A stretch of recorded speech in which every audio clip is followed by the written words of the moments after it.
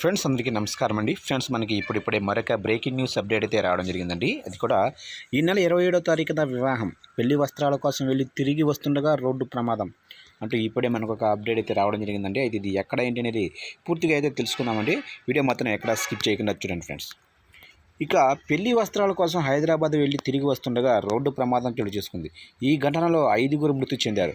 అనంతపురం జిల్లా గుత్తి సమీపంలోనే 44వ జాతీయ రహదారిపై శనివారం ఉదయం ఈ ప్రమాదం చోటు చేసుకుంది. ఇక పోలీసుల కథనం ప్రకారం అనంతపురంలోనే రాణినగర్కు చెందిన 7గురు హైదరాబాద్ నుంచి అనంతపురం జిల్లాకు కారులో బయలుదేరారు.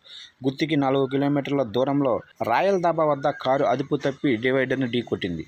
ఇక అదే సమయంలో అనంతపురం నుంచి హైదరాబాద్కు వెళ్తున్న లారీ కారును ఢీకొట్టింది. ఈ ప్రమాదంలో 3 ఘటనా స్థలంలోనే మృతి చెందారు. మరో 2 గుత్తి ప్రభుత్వ ఆసుపత్రిలో చికిత్స పొందుతూ ప్రాణాలు కోల్పోయారు. ఈ ఘటనపై గుత్తి సిఐ వెంకటరామిరెడ్డి కేసు నమోదు చేసి దర్యాప్తు చేపట్టారు.